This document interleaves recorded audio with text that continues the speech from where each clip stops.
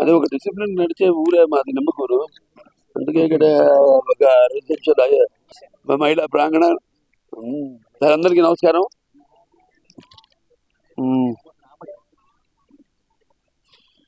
ఎక్కడి నుంచి మొదలు పెట్టాలి?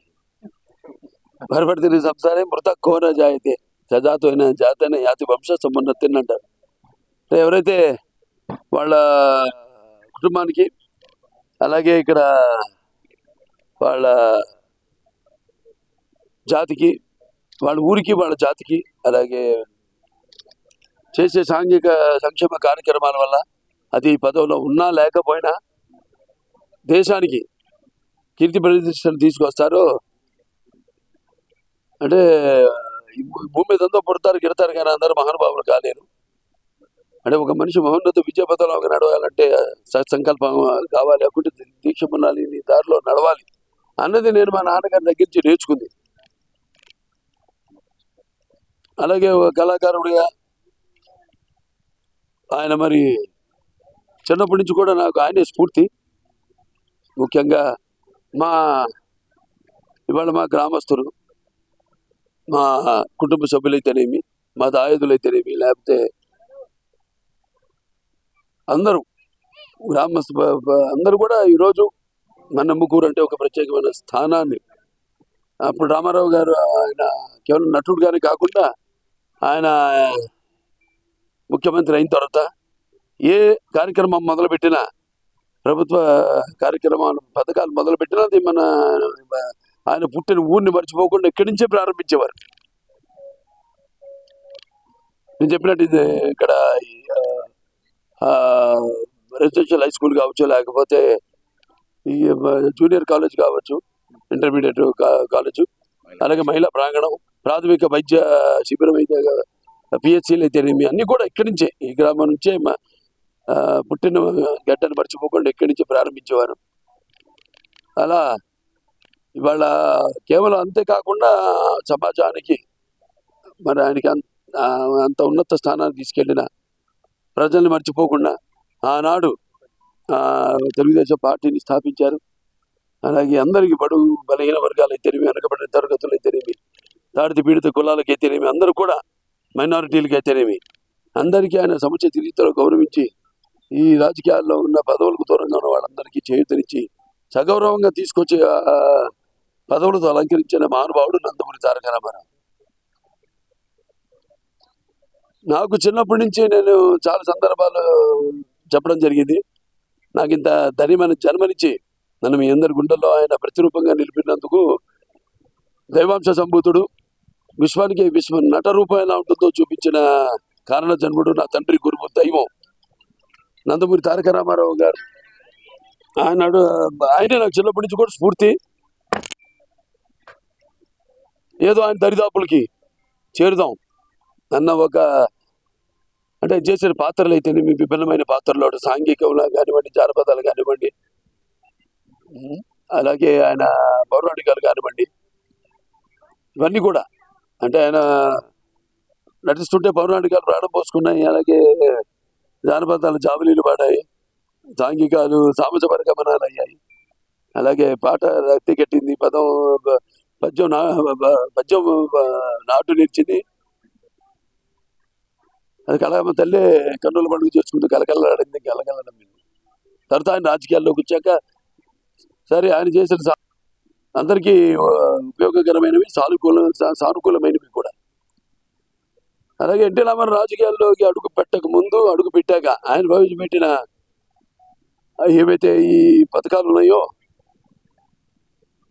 అవి ఇప్పటికీ అందరూ ఎవరు అధికారంలోకి వచ్చినా వాటిని ప్రవేశపెట్టేలా అమలు చేసేలా చేసిన మహానుభావుడు నందమూరి తారక రామారావు. అందుకే ఆయన అటు ఆ పేదల ఆకలి తెలిసిన అంటూ ఉంటాను నేను, అన్న ఆయనే. అలాగే జనత భవితకు దారి చూపిన, భవిష్యత్తు చూపిన అమ్మ ఆయనే. అలాగే ఆయనకి తోడుగా ఉన్న మహిళలకి ఆర్థిక స్వాతంత్రం ఇచ్చిన అన్న కూడా నందమూరి తారక రామారావు. త్యాగం అంటే నాన్నగారితో కూడా ఉంటూ ఆయన జీవన శైలి తగ్గట్టుగా మరి ఆవిడ కూడా ఎంతో ఆయన ఉన్నత స్థితి రావడానికి ముఖ్యమైన అంటే మేము సినిమాల్లో ఊరికే నేను చెప్పడం, ఎస్పెషల్లీ నా సినిమాలు చూస్తే మీరు ప్రతి సినిమాలో ఒక సందేశం ఉంటుంది. గత 4 సినిమాలు అవి విజయవంతమయ్యాయంటే అఖండ అంటే పిల్లల జోలికి వచ్చిన, ప్రకృతి జోలికి వచ్చిన, ధర్మం జోలికి వచ్చిన ఏమవుతుందో అన్నది చూపించాం. అలాగే ఒక వీరసింహారెడ్డి తెలివి ఒక నాన్నగారి ఏదైతే రక్త సంబంధం ఉందో అలా ఒక అన్న చెల్లెల మధ్య బంధం, అలాగే ఒక నేలకొండ భగవత్ కేసరి అంటే ఇక్కడ పిల్లలు కూడా ఉన్నారు. మరి గుడ్ టచ్ బ్యాడ్ టచ్ ఒక మంచి సందేశం ఇవ్వడం జరిగింది ఆ సినిమా ద్వారా. అలాగే డాకు మహారాజు ఉందంటే నేను ఒక రాయలసీమ బిడ్డని, అంటే నేను ఒక రాయలసీమ ఎమ్మెల్యేని. బాలకృష్ణ అంటే అంటారు అందరూ రాయలసీమ బాలకృష్ణ అడ్డా అని. అక్కడ నీటి సమస్య తెలుసు నాకు. నాన్నగారి నుంచి కూడా ఆ నీటి సమస్యను రూపుమాపడానికి, వాళ్ళ దాహార్తి తీర్చడానికి మరి ఎన్నో ఆయన మానసిక పత్రికలు, ఒక తెలుగు గంగ కావచ్చు, లేకపోతే ఒక గాలేరు నగరి కావచ్చు, ఒక ఇప్పుడు హెచ్ఎన్ఎస్ఎస్ కావచ్చు, అందరి నివాసం, సుజల స్రవంతి, ఇవన్నీ కూడా ఆయన ఇప్పుడు వాటి కోసం ఒక రూపకల్పన చేయడం జరిగింది. తర్వాత చంద్రబాబు నాయుడు గారు, మన ముఖ్యమంత్రి గారు గౌరవనీయులు నారా చంద్రబాబు నాయుడు గారి అప్పుడు అధికారంలో వచ్చినప్పుడు ఆయన వాటిని పూర్తి చేసేదాకా సుమారుగా తీసుకొచ్చిన దాన్ని మళ్ళీ సరే ఆ మధ్యలో ఇప్పుడు మనకు వచ్చినట్టు గత 5 సంవత్సరాలు ఎలా ఒక అంధకార బంధురం అలా తర్వాత మళ్ళీ నేను అక్కడ ఎమ్మెల్యేగా ఉండగానే నీళ్ళు ఇవ్వడం జరిగింది. ఇదంతా కాకతాళీయమో యాదృచ్ఛికమో నాకు తెలియదు, కానీ స్వచ్ఛందంగా ఆ దృఢ సంకల్పంతో చేసే వాళ్ళకి ఇప్పుడు ఏదైనా సాధ్యం. అభినవ భగీరథులు అవ్వడానికి అయితేనేమి, ఒక అన్నదాతలు అవ్వడానికి అయితేనేమి, వీటిలన్నిటికీ ఉదాహరణ ఇవాళ మా అమ్మగారు బసవ తారకం గారి ఒక స్మృత్యర్థం Basavaram Tarakam Indo American cancer hospital and research ఇన్స్టిట్యూట్కి నేను చైర్మన్ కావడం గత 15 సంవత్సరాలుగా క్యాన్సర్ బారిన పడిన రోగులకు అందరికి కూడా అందించడం, మనం వైద్యం అందించడం అతి తక్కువ ధరకి, అలాగే నాణ్యమైన అంటే అంతర్జాతీయ ప్రమాణాలతో కూడిన వైద్యాన్ని అందించడం. ఇవాళ మన భారతదేశంలోనే ఉత్తమ సింగిల్ స్పెషాలిటీ క్యాన్సర్ హాస్పిటల్లో ఒకటిగా మన Basava Tarakam Indo American cancer hospital research ఇన్స్టిట్యూట్కి స్థానం కల్పించడం, ఇవన్నీ కూడా అందరు కూడా ఇందులో భాగస్వామ్యం ఉంటుంది. పనిచేసి అంటే యథారాజా తథా ప్రజ అన్నట్టు మరి మనం సంకల్పం నడిపించేవాడు. ఇవన్నీ ఇంతకుముందు నా ముందు కూడా కోళ్ళ శివప్రసాద్ గారు అయితేనేమి, కాకర సుబ్బారావు గారు అయితేనేమి, ఎంబీబీఎస్ మూర్తి గారు అయితేనేమి, వెంకటేశ్వర్లు గారు అయితేనేమి, వీళ్ళంతా కూడా, అలాగే మన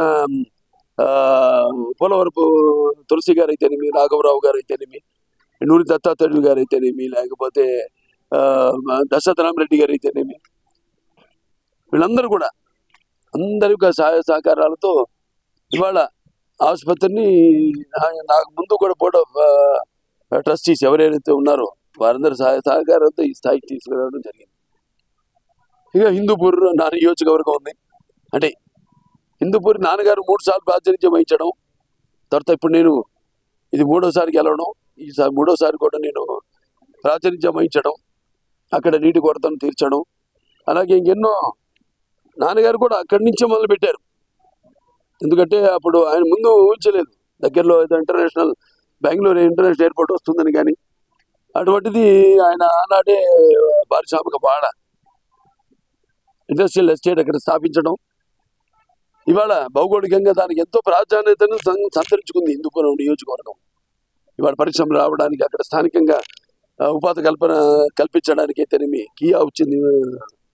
అలాగే ఇంకా ఎన్నెన్నో బహుళజాతి సంస్థలు అన్నీ కూడా ఇప్పుడు రావడానికి ఉన్నాయి. ఆ పని మీదే నేను ఇటు ముందుగా మా వాళ్ళందరితో కలిసి మా ఈ యొక్క ఏదైతే నాకు పద్మభూషణ్, అలాగే నాకు ఇప్పుడు book of world records London లో నా పేరును చేర్చడం, అంటే మొట్టమొదటి కళాకారుడు నేను మన భారతదేశం నుంచి.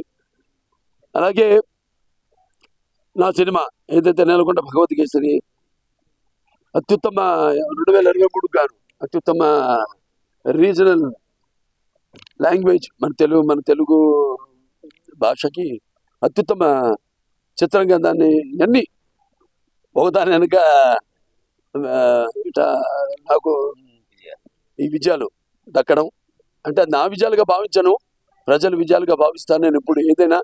ఎందుకంటే ఎప్పుడు అంటుంటాను, ఏదైతే పదవులకు నేను అలంకారమో కానీ పదవులు నాకు ఎప్పుడు అలంకారం కాదని.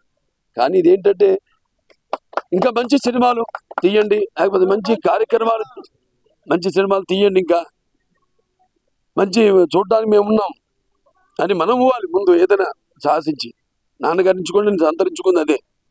తోడు దొంగలు అయితే, ఒక పిచ్చి పుల్ల అయితే, అటువంటి సినిమాలు ఆయన ముందు ఆలోచనతో తీయడం జరిగింది. హిట్ టీవీ యాప్, ఇందులో short news, live news, entertainment shows, movies, digital magazines తో పాటు మీ జిల్లా వార్తలను కూడా ఫ్రీగా చూడొచ్చు.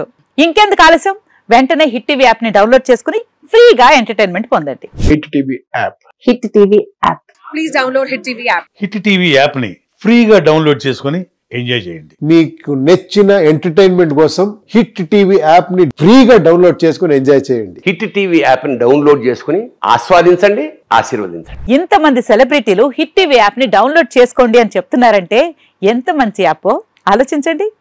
అమెరికా అమెరికా అమెరికా అమెరికాలో చదవాలనుకునే వాళ్ళకి విశ్వసనీయమైన పేరు మన శౌర్య కన్సల్టెన్సీ.